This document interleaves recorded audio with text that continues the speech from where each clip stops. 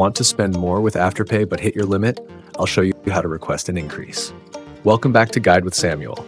Today, I'll guide you step by step on how to ask Afterpay to raise your spending limit so you can enjoy bigger purchases with ease. Step 1. Open the Afterpay app and log into your account. Step 2. Tap on your profile or account settings. Step 3. Look for the spending limit section. Step 4.